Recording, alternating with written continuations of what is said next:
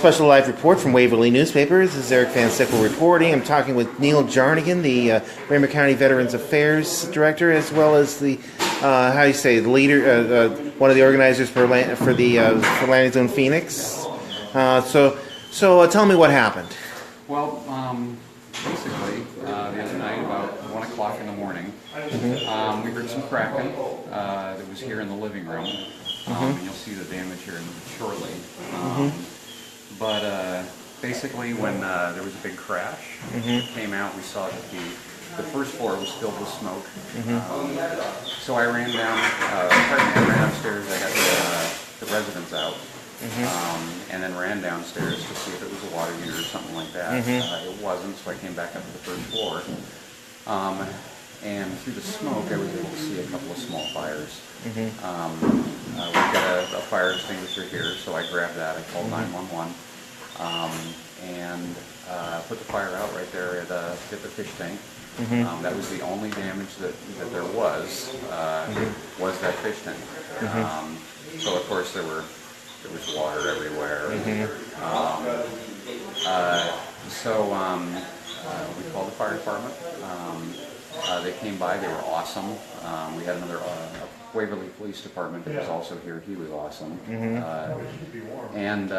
Basically they came in, they checked to make sure that there was no additional fire. They knocked out a small piece of the wall because it was warm. Found that there was no additional fire, like I said, and took off. They had aired out the house for smoke, and the resident decided that he wanted to stay. So we got him back up into bed, and he was good to go. So you have just one person that's staying here currently, right? Correct. All right. So you said there was a fish tank that caught fire. Do you know how that happened? No, but it looks like the strip, the electrical strip that everything was connected to, that looks like it suffered the most damage. So we don't know if the fish tank actually dropped water on it and it started the fire, or if there was an electrical short in that, which boiled the fish tank. So the only death toll is the fish. And how many fish were there? Oh, there were probably 8. So basically, it's a good day when when no humans are harmed. Absolutely. Just only small fish. Absolutely. And our resident was fast asleep, so I advocate if you own a shelter, if you own anything like this, it needs to be staffed 24/7 because something like this can happen. And given time, the smoke definitely would have had a detrimental effect on his health. We were able to respond quickly and got the fire out. There was no smoke that he was exposed to. So everything's going great. Right now we've got a work crew going. Just pan over here. Yeah, I see the part of the wall that you said was removed. That'd be where the fish tank was, correct? Correct. All right, so let's head over this way here, so we can stand right next to it. So okay. So we can point that out here. This is exactly where the fish tank was, and obviously here is where they removed part of the wall. And like I said, they waited around for about an hour to make sure that the wall had cooled down. It was not an electrical fire at the wall. It was done outside.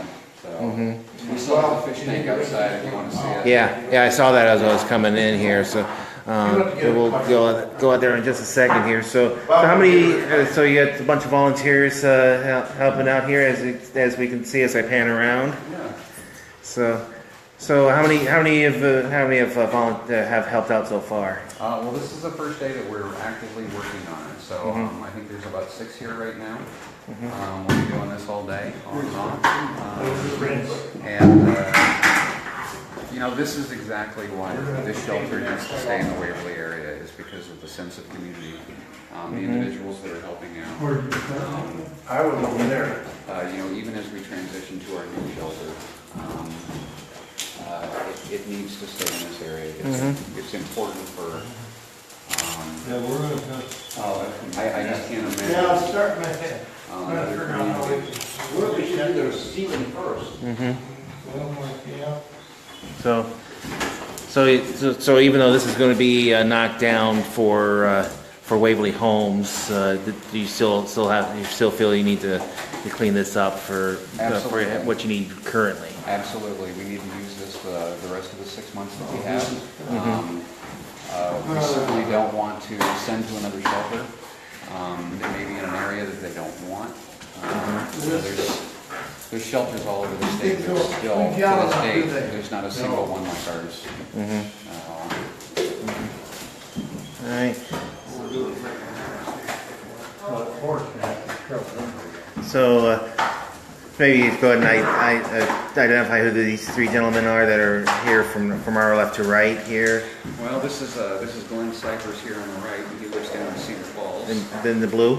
Yep, in the blue. Okay. And that's Alan Elwanger. He's from our area, and this over here on the left is Bob O'Hare. Now his wife is just here; she'll be back afternoon. So this is kind of an all-day event, and ideally we're going to have just as much done as possible. And then over here in the corner. This is Roger Metzger. Roger, We've okay. met about 1 million times. Yeah. Just keep going, Roger. Oh yeah, no, we're live on Facebook. Oh, I'm sorry. There you go. Sorry about that, folks, for the off-candid remark there. Well, we have a lot of fun. Yeah. And And this gentleman here, of course, is John Kaiser. yeah, John. It works.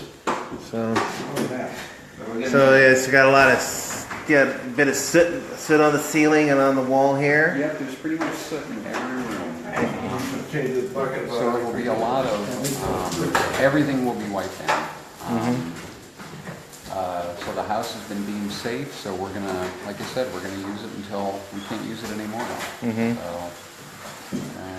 And if anybody wants to, now of course this is just going to be doing this. You figure it's going to be done today, finished today, or is this going to be like a weekend job? Well, Or we're gonna see how much we get done today and then go from there. and if anybody wants to, if you still need help, how can somebody contact you to volunteer? Actually, in this case, if it's today, they can just drop by. Otherwise, they can call my cell, which is 515-999-5699. And say that one more time so that people can get it. It's 515-999-5699. Okay. Alrighty. So, you said John, right? John, correct. Hey, John. This way. Yeah, I just wanted to get a quick comment from you here. So what do you feel about helping out with this cleanup? Just do what we have to do and fixed up again. So what do you think about what happened here? What do you think about what happened here with the fish tank? It's one of those things, I don't know. What do you think is a good thing? What do you think is the best thing about this shelter that you feel is necessary to help out cleaning this up?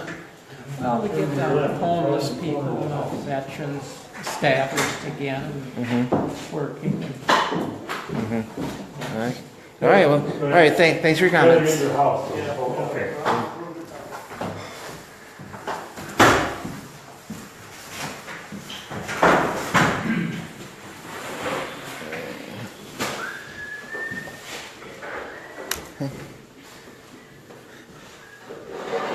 But you never thought you'd be mopping the ceiling, huh? No, that's for sure.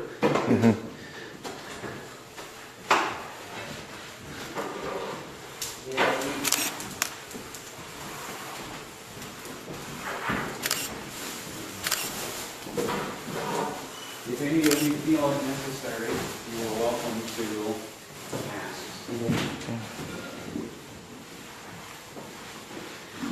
All right. So maybe take a look at the culprit. So Start to sprinkle. Yeah, they're like. All right, so this is the fish tank that pretty much destroyed because when you have a crack in the glass, it doesn't hold water. So Let's look around the back, and you'll see kind of where I have a better view of. This is the actual culprit. okay, down. All right, and you hold that up and look up at me here. Neal, look up there. Yep. So point that back down. Wow, a lot of that's yeah. Now, notice when I was in there is that you can actually smell the odor of the smoke in there Sure. still. Yeah, absolutely. And I think we've talked to a couple of professionals. We doing it this way, we're going to get a lot of the smell out of there. Mm-hmm. But it's usable. That's the important thing. We had one of the cleaning organizations come up that specifically does this type of work, and they quoted us $20,000. We can't see putting that much money into a home if we're going to keep it open for 6 months. Mm-hmm. So what we've decided to do, our board has decided to do, is to clean the ductwork, which will cost us between $600 and $800, and clean the rest of it ourselves. Mm-hmm. So then there's going to be a lot of volunteer labor to clean off the walls. And As you saw in there, it's actually coming off pretty easy. This room here was obviously got the brunt of it. The rooms upstairs, they have a small layer of soot on it, but that'll come off. We've been messing around with it. That's coming off really easy. So. All right. So what do you think about the efforts that you've seen in this? Oh, this is exactly why we want to stay in Waverly. We have so much going on in our lives, and even me at the office, and I still work there a significant amount of time, and I come back here and I work, and we have so many fundraising events coming up, and to see a group of people come together and do the work, it's truly amazing. And then how's it coming with finding a new location? We're doing we've got actually the president of the board has been looking. We're looking at buying now. So we actually have been working on this for a long time. We had a couple of organizations that wanted to donate a building for use, but both of those fell through. So we're trying to scramble right now and raise some more money so that we can purchase that home. We've been looking around at several areas in Waverly, and I think that we may have found a place. We just need to get the kinks worked out. So, and without giving too specific, but what area of town are we talking? it's actually not too far from, actually the hospital. Okay, so near the hospital. Okay. Yep, it's right near the hospital, which is actually even better than here because a lot of the businesses are closer to that other home. So you like I said, you have the hospital, you have the Vita, and a few other clinics. Right. Employment is a huge issue, and the resident that we have here works out clear out on 4th Street, so he rides his bike and he's doing great. But come winter, that's going to be a little difficult. So we're working every issue that we have to, and we're going from there. So. Okay. Alrighty. Anything else you think that needs to be covered? Because I think that's about all I have. One last thing is I want to thank the residents in the community for coming out and helping. I can't tell you how much it means to the veterans that are staying here, to our board members. I think it's tremendous. So, thank you. All right.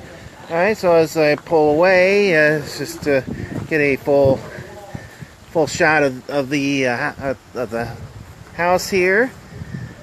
Once again, as Neal Jarnagin was saying, there was a fish tank that had caused a small fire. The possibly the electrical box had shorted out or some water had splashed on it, but no injuries. Just about 8 fish that were in the house had unfortunately perished, but no humans. So they're cleaning this up to stay in for another 6 months before they find a new place. And that'll be it for now. This is Eric Van Sickle reporting for Waverly Newspapers.